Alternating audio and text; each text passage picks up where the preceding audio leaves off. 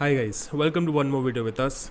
इस particular chapter number 21 का हम ऑलरेडी एक प्रीवियस वीडियो रिकॉर्ड कर चुके हैं। So if you haven't seen that video so far, तो मैं रेकमेंड ये करूँगा कि पहले जाके आप वो वाला वीडियो देख लीजिए। उस वीडियो में कौन से टॉपिक्स कवर किए हैं वो आपको स्क्रीन पे अभी दिख रहे होंगे। So please go through these topics first and फिर आप इस वीडियो को कंटिन्यू कर सकते हैं। अब हमारा जो इस पर्टिकुलर वीडियो का स्टार्टिंग पॉइंट है is to understand about old age and elderly people. अब बुढ़ापे को या ओल्ड एज को हम लोग एक सेकंड चाइल्डहुड का दर्जा देते हैं। रीज़न ये है कि जिस तरीके से बचपन में एक जो नवजान शिशु होता है वो डिपेंडेंट होता है अपने माँ बाप के ऊपर for a lot of things. Similarly जब हम बात करते हैं अबाउट ओल्ड एज या एल्डरली पीपल की, so they live in a state of dependency and as a result of this वो वल्नरेबल बन जाते हैं to all forms of abuse and exploitation. आज बूढ़े लोगों की या एल्डरली लोगों की सिक्योरिटी एंड वेलबींग की जिम्मेदारी उनके फैमिलीज़ की है, हमारे समाज की है। आज इंडिया में over a period of time हमने काफ़ी ज़्यादा इम्प्रूवमेंट्स देखे in health care, in modern medicine, in hospitals and medical treatment, जिसके वजह से जो एवरेज लाइफ एक्सपेक्टेंसी इंडिया में रहती थी वो काफ़ी इंक्रीज़ हो चुकी है। Now while this is a very good thing, but इसके साथ साथ एल्डरली पीपल का जो पॉपुलेशन है वो भी बढ़ा है। Now, when this happens, automatically the vulnerable section of the society also increases.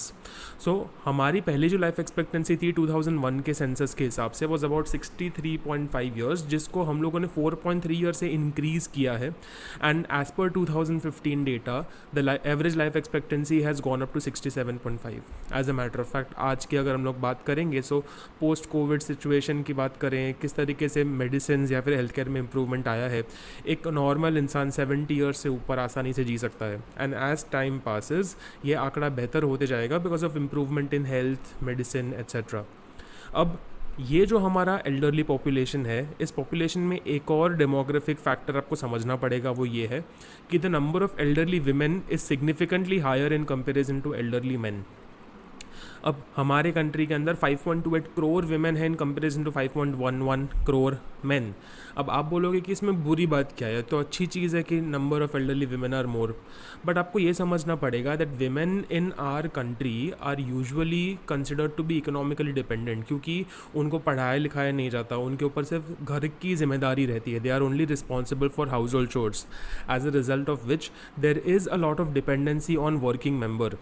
तो अगर वो वर्किंग मेंबर प्रोवाइड नहीं करेगा वॉलंटरीली, तो हो सकता है दैट यहाँ पे इनकी नीड सेटिस्फाई ना हो, इनके साथ किसी तरीके का एक्सप्लॉयटेशन हो।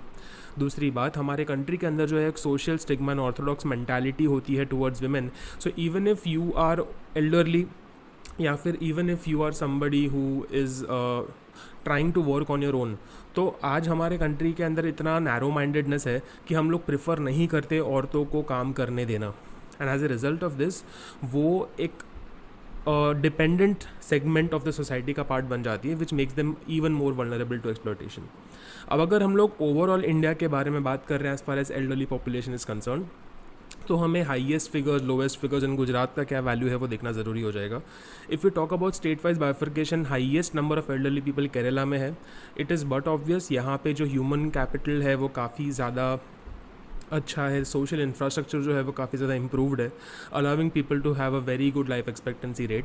दूसरा, lowest number of elderly people is in Arunachal Pradesh. Now Arunachal Pradesh में किसी भी तरीके से एक्सप्लॉयटेशन ज़्यादा है ये कारण नहीं है, बट ओवरऑल ही अरुणाचल प्रदेश की पॉपुलेशन कम है। As a result of that lowest number of elderly people Arunachal में है। गुजरात की अगर हम लोग बात करेंगे, तो as per data given in your text book there are about 35 lakh elderly people in our state. Real आंकड़े at this point of time are definitely going to be much more higher, but अगर आपको exam में कोई सवाल आता है तो आपको 35 लाख का आंकड़ा याद रखना पड़ेगा। मूविंग फॉरवर्ड, अगर हम लोग नेक्स्ट स्लाइड की तरफ देखें, तो हमें देखना पड़ेगा कि ये जो एल्डरली लोग होते हैं उनको क्या क्या प्रॉब्लम्स फेस करनी पड़ती है। So will focus on the social and physical problems of the elderly people. पहला पॉइंट आप पे बोला है dependence for economic and social welfare. आज एल्डरली पीपल जो है वो रिटायर हो चुके हैं, वो खुद का कोई काम नहीं करते, उनके पास कोई सोर्स ऑफ इनकम नहीं है। As a result of this वो पूरी की पूरी जिम्मेदारी उनके वर्किंग पीपल, उनकी फैमिली मेम्बर्स के ऊपर आ जाती है। दूसरा, हमारे कंट्री के अंदर कोई एक अच्छा मेजर ऑफ सोशल सिक्योरिटी अभी तक नहीं बना है, जिस तरीके से डेवलप्ड नेशन में होता है कि अगर आप काम नहीं भी कर रहे हो तो भी सोशल सिक्योरिटी जो है वो गवर्नमेंट आपको प्रोवाइड करती है। आपको फ्री मेडिकल केयर मिलता है, आपको फ्री सर्विसेज मिलती है फ्रॉम गवर्नमेंट जो कि आपकी बेसिक नीड्स को पूरा कर सके, बट इसी तरीके का कोई भी सोशल सिक्योरिटी मेजर हमारे कंट्री में अभी तक फुल फ्लेजेडली डेवलप नहीं हुआ। थर्ड, आज हम लोग इंडिया के अंदर जो है वो काफ़ी ज़्यादा इन्फ्लुएंस ऑफ वेस्टर्न कल्चर देख पा रहे हैं। Now as a result of this we have seen a shift from joint families to nuclear families, जहाँ पे इंडिपेंडेंट कपल्स जो है वो अपने आप को अलग गृहस्थी बसानी चाहते हैं अपने, away from their parents. As a result of this बहुत बार इन लोगों को जो है वो काफ़ी परेशानियों का सामना करना पड़ता है। Then there is a lot of ignorance of ethical responsibility towards the elderly people. बहुत बार जो है वो कुछ लोग अपने माँ बाप को या बूढ़े लोगों को जो है वो त्याग देते हैं, they let go of them, and as a result of this they are not fulfilling their ethical और moral obligation towards their family members. And lastly बहुत बार ऐसा भी होता है that they are forcing the elderly people to move and go and stay in old age homes, which may not be the most feasible solution to taking care of them in their old as. अब ये जो सारी चीज़ें हैं, बहुत ज़्यादा stressful चीज़ें हैं if you look at it, because अगर ये आपके ऊपर गुजर रही होती तो आपको ये डेफिनेटली अच्छा नहीं लगता। तो गवर्नमेंट ने जो है वो क्या क्या मेजर्स लिए हैं या ग्लोबल लेवल के ऊपर हम लोग एज ए सोसाइटी क्या करना चाहते हैं इन प्रॉब्लम्स को टैकल करने के लिए, वो अभी हमें देखना है।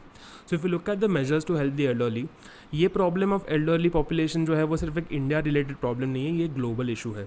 सो ग्लोबल मेजर्स की अगर हम लोग बात करेंगे तो यूनाइटेड नेशंस ने 1999 ये जो साल था इसको इंटरनेशनल एल्डरली ईयर बनाया और 1 अक्टूबर को वर्ल्ड एल्डरली डे डिक्लेयर किया है। अब इस तरीके के इवेंट्स करने से फ़र्क क्या पड़ता है? इससे ये फ़र्क पड़ता है दैट इस पर्टिकुलर दिन के ऊपर हम लोग खास तौर पे जो एल्डरली पॉपुलेशन है उनके प्रॉब्लम से वाकिफ़ होंगे। It will spread a lot of awareness, it will attract a lot of attention. तो जो मेजर स्टेक होल्डर्स हैं, जो पॉपुलेशन है, वो इस इशू को लेके थोड़े सेंसिटाइज हो सकते हैं, इसके लिए कुछ सोल्यूशंस निकालने की कोशिश कर सकते हैं। अगर इंडिया लेवल के ऊपर हम लोग नेशनल मेजर्स की बात करें तो हम लोगों ने 1999 में national policy for senior citizens बनाई थी, जिसके थ्रू हम लोगों ने Indira Gandhi national senior citizen pension scheme और अटल पेंशन स्कीम के थ्रू एल्डरली लोगों को जो है वो ओल्ड एज पेंशन की एक पर्टिकुलर प्रोविजन प्रोवाइड करी थी। नाउ दिस अमाउंट में नॉट बी सिग्निफिकेंटली मोर, हो सकता है कि कुछ स्टेट्स में 1500 रुपये से लेकर 4000 रुपये पर महीने तक की ही इसमें आपको किसी तरीके की इकोनॉमिक हेल्प मिले, लेकिन ये जो आपको हेल्प मिल रही है ये आपकी पूरी बेसिक नीड्स को सेटिस्फाई करने के लिए है, right. So if you belong to particular segment जो कि वल्नरेबल है, आप एल्डरली पॉपुलेशन को बिलोंग करते हो, तो आपको किसी तरीके से गवर्नमेंट एक इकोनॉमिक बेनिफिट देना चाहती है, चाहे वो कितना भी क्यों ना हो। The second point is offering a lot of economic benefits to the elderly people, जिसके थ्रू वो लोग जो है वो पैसे के पर्पस से किसी भी तरीके से अपने वर्किंग पॉपुलेशन या फिर अपने फैमिली मेम्बर्स के ऊपर डिपेंडेंट ना हो। अब इसमें किया क्या जाता है, जो लाइफ भर की सेविंग्स होती है इंसान की, वो बैंक में सेव करता है या फिर उसकी कोई एफडी बनवाता है। तो गवर्नमेंट ने जो है वो इंश्योर किया है कि जो सीनियर सिटीज़न कैटेगरी के लोग होते हैं उनको नॉर्मल लोगों से ज़्यादा इंटरेस्ट मिलना चाहिए, तो वो उनको एक इकोनॉमिक बेनिफिट मिलता है। दूसरा, जहाँ जहाँ पे उनके खर्चे होते हैं पर्टेनिंग टू स्पेसिफिकली ट्रांसपोर्ट, चाहे वो रेलवेज़ हो, एयरवेज़ हो, तो इन सब जगहों पे उन्हें 30 to 50% का डिस्काउंट मिलता है in the rate of transportation. Lastly, senior citizen के केयर एंड वेलफेयर के लिए स्टेट गवर्नमेंट ने काफ़ी ज़्यादा ओल्ड एज होम्स इंश्योर किए हैं बनाना। They have created a lot of old age homes जहाँ पे basic needs of shelter and food उनकी फुलफ़िल हो जाती है, जो मेडिसिन रिक्वायरमेंट्स है, डॉक्टर के साथ जो रेगुलर ट्रीटमेंट है वो उनको मिलता है। उसके अलावा पब्लिक रिक्रिएशनल स्पेसेस बनाई है, जैसे कि गार्डन्स, जहाँ पे योगा एक्टिविटीज़ और बाकी सारी चीज़ों को वो लोग, बाकी सारी एक्टिविटीज़ में वो लोग एंगेज करके अपने आप को व्यस्त रख सकते हैं। They can get a fresh perspective towards life and they can be a little more happy and peaceful. उसके अलावा 2007 के अंदर domestic violence and exploitation and abuse of elderly के खिलाफ हम लोगों ने इसको एक पनिशेबल ऑफेंस बनाया है। So a law was passed in 2007 which makes all of these immoral activities as legally enforceable, जिसके अगेंस्ट पनिशमेंट ग्रांट की जाएगी to any person who is abusing elderly people. दूसरा, सेंट्रल गवर्नमेंट के एक बहुत ही खूबसूरत प्रोग्राम के अंतर्गत the elderly population has a right to seek maintenance from children. जिस तरीके से जब बच्चा छोटा होता है, हम लोगों ने आगे भी देखा था that when we talk about juvenile rights, under juvenile rights a child has the right to seek proper physical environment and proper mental environment in his family, वो पेरेंट्स की जिम्मेदारी होता है। सिमिलरली ओल्ड एज में जब ये parents अपने बच्चों पे डिपेंडेंट है तो उनको भी मेंटेनेंस मिलने का पूरा हक है अपने बच्चों के पास से। ये सेंट्रल गवर्नमेंट का एक बहुत ही बेहतरीन प्रोग्राम है।